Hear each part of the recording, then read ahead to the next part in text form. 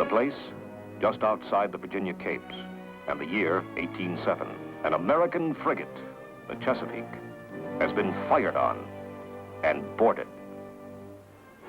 4 sailors are taken off the Chesapeake to the British ship Leopard and impressed into English naval service. Britain, at war with France, faced the conqueror of Europe, Napoleon Bonaparte. English ships hovered off American ports, ready to seize vessels and cargo destined for France.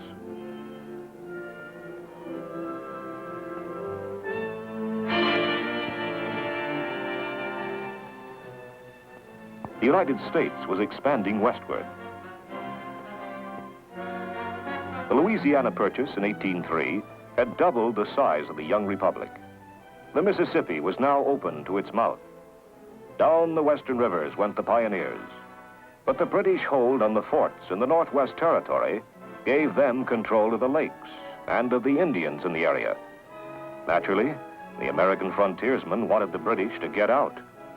Their spokesman in Congress, the War Hawks, clamored for war. But on the eastern seaboard, far removed from frontier problems, there was less enthusiasm for war. In 1807, President Jefferson tried to avoid war by proclaiming an embargo. No foreign trade, no ships to leave our ports or overseas. This embargo was an economic catastrophe for America and was repealed in 1809. During May 1811, occurred another incident off our coast, bringing us closer to war. In a night encounter, the British sloop of war, Little Belt, exchanged shots with the American frigate President. War was declared the following year, 1812, June 18th. American strategy called for raiding hostile seaborne commerce and an offensive to invade and conquer Canada while protecting our own coast and borders from similar enemy action. The naval instruments for coast defense were harbor gunboats, which proved of limited value, and a United States fleet of 17 naval vessels, 7 frigates and 10 smaller ships, as contrasted to the British Navy of some 600 vessels, including 124 ships of the line mounting 60 or more guns, and 116 frigates of 30 to 60 guns each. Nevertheless, at the outset of war, the vastly outnumbered American Navy had several distinct advantages. First, the bulk of British naval strength was pinned down in European waters, blockading Napoleon. Second, America's frigates, designed by the master naval architect Joshua Humphreys, were larger and heavier gunned than the British frigates. They were excellent, fast sailers. And third, an advantage of the utmost importance, many of the naval commanders had been rigidly schooled under Commodore Preble in the war with Tripoli. The well-remembered successes of American naval captains against British commerce during the Revolutionary War led the small United States Navy of 1812 to challenge once again British command of the seas through commerce raiding. In this, the Navy was joined by hundreds of American privateers, vessels licensed by the government to prey on enemy trade. During the first year of war, American squadrons made wide sweeps.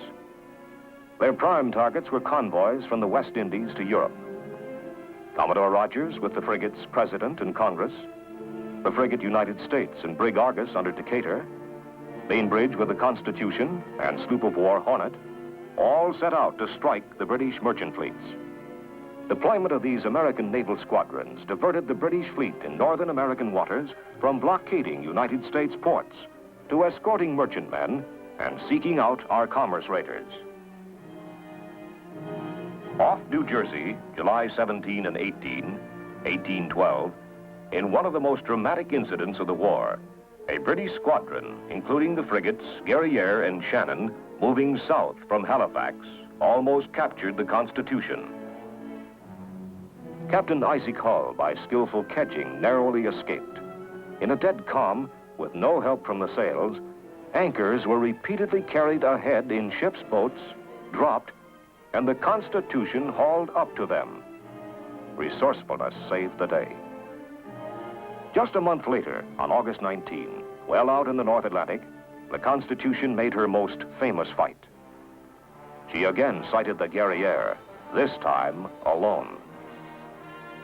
Hull had the weather gauge. He approached to pass close under Guerriere's stern, where he could pour out a raking broadside.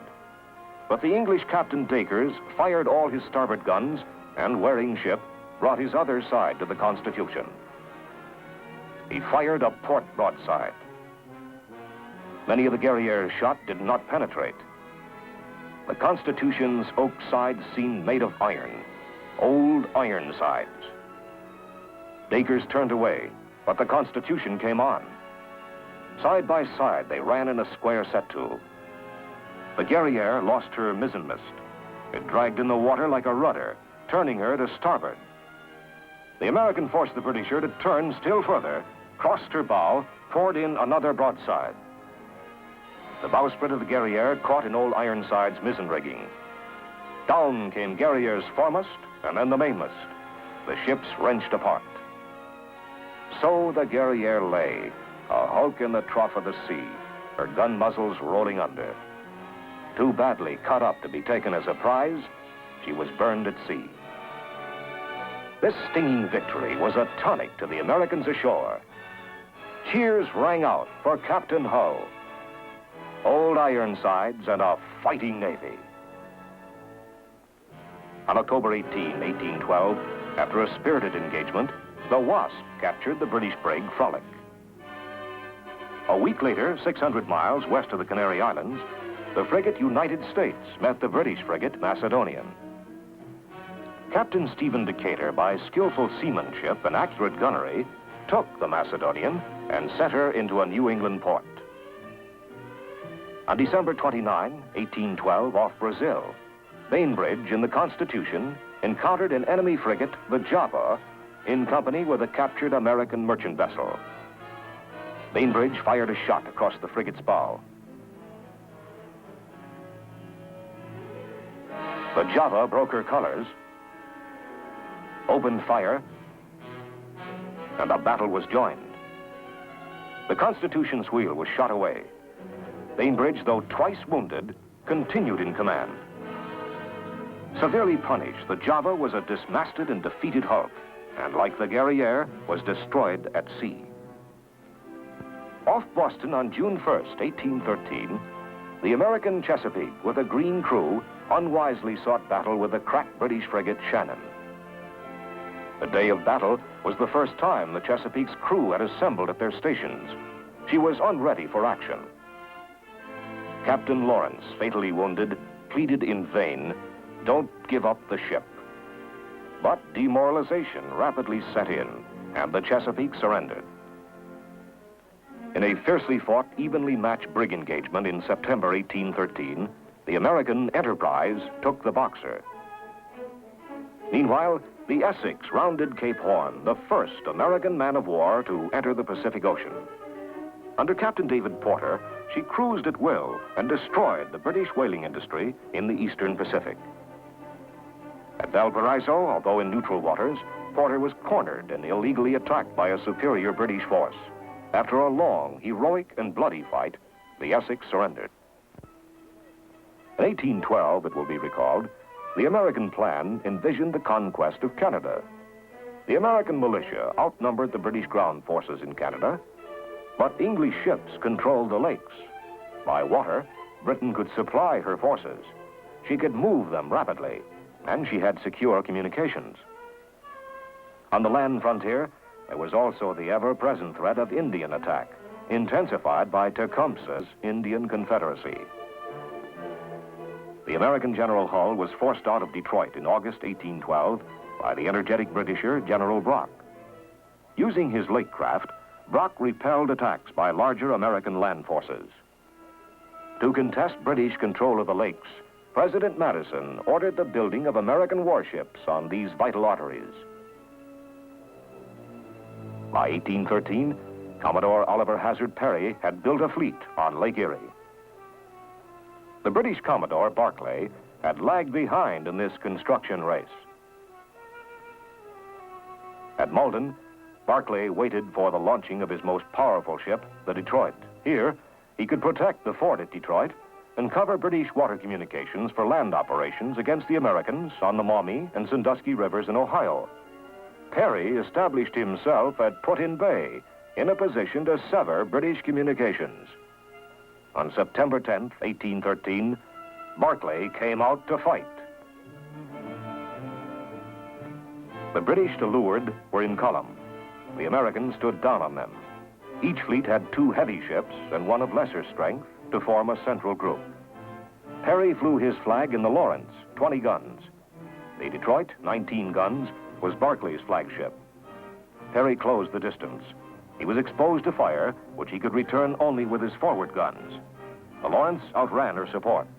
The 3 heaviest British ships poured in converging fire. The American Caledonia closed, but Niagara lagged behind.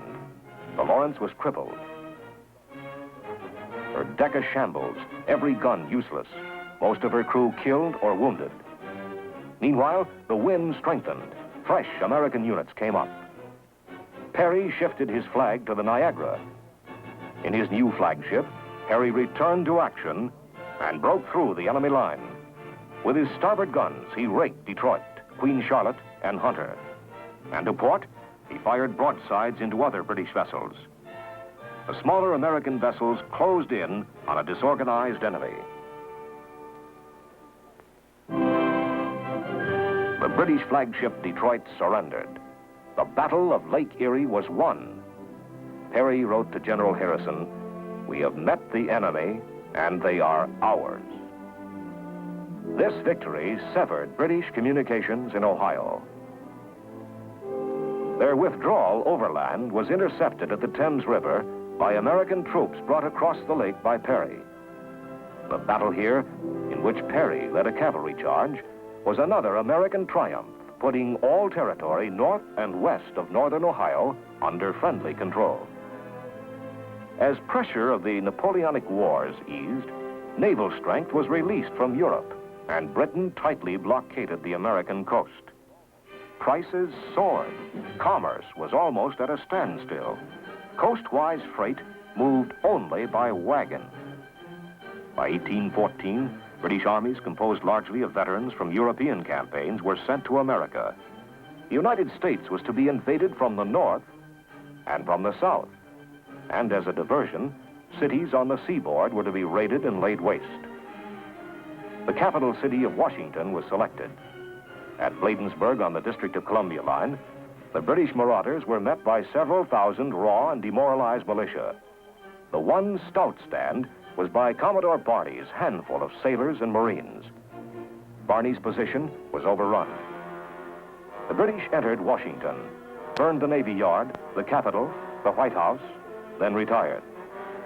The next city scheduled for the torch was Baltimore. Feverish preparations were made to defend this city. The British landed and took the first line of earthworks, but the defenders held, reinforced by Commodore Rodgers and his sailors. All night, the British fleet bombarded Fort McHenry. But the rocket's red glare, the bombs bursting in air, gave proof through the night that our flag was still there. So wrote Francis Scott Key as he watched for the dawn's early light.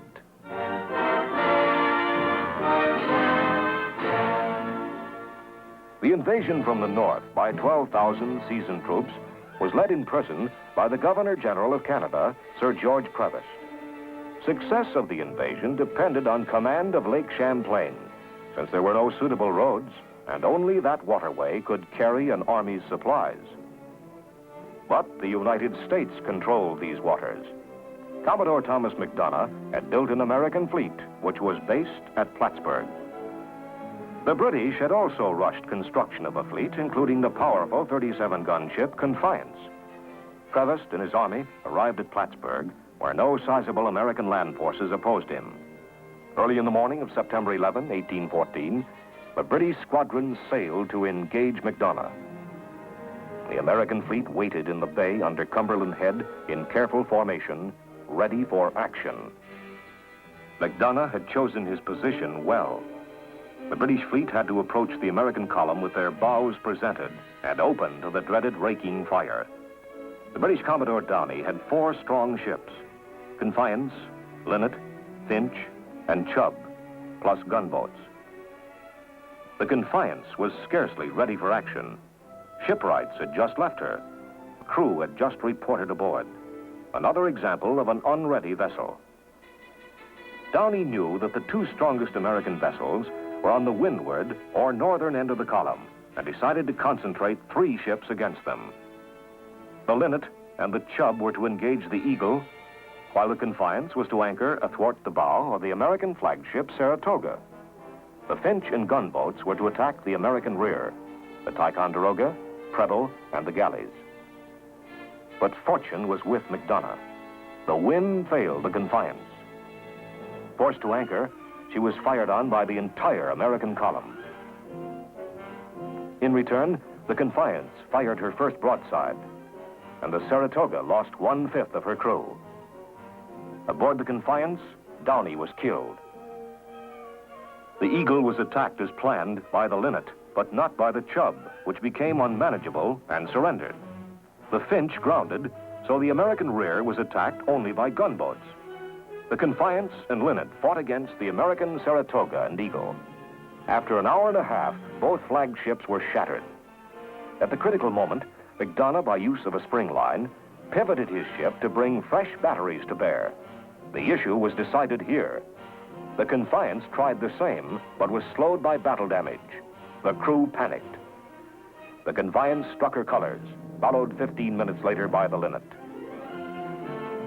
Commodore McDonough, with leadership, bravery, and skillful disposition of his ships, had won a great victory. Governor Prevost's army retreated to Canada, since naval control of the lake remained in American hands. In 1814, weary of a costly, stalemated war, the British initiated peace negotiations. On Christmas Eve, the Treaty of Ghent was signed. But news of the peace did not reach the British force at sea, poised for the southern invasion. Commodore Daniel Patterson predicted correctly that the British point of attack would be New Orleans. His small naval squadron delayed the enemy landing several days, gaining invaluable preparation time for the Americans. When the battle was joined in January 1815, direct naval gunfire support assisted General Andrew Jackson in defeating a British veteran army of some 5,000 troops. New Orleans was the last land action of the war. By the terms of the treaty, the British agreed to evacuate the Northwest Territory. They relinquished their claims for part of Maine and exclusive control of the Great Lakes. The decisive American naval victories by Perry on Lake Erie and McDonough on Lake Champlain left Britain with a poor case. England never resumed impressment of American seamen. The War of 1812 proved once more the necessity for a strong navy, maintained in a state of constant readiness. Lacking adequate naval strength, we could not lift the strangling blockade. Invasion had been stopped on Lake Champlain and at New Orleans, but it was not stopped in the Chesapeake Bay, which was devoid of American naval strength. Washington had been burned. The Chesapeake's loss to the Shannon emphasized the disastrous results of lack of training and discipline. But America could take pride in her fighting ships and men. The few frigates and smaller vessels had more than held their own, all forerunners of our great modern fighting ships. Men and ships of 1812, fighting defenders of our great free republic.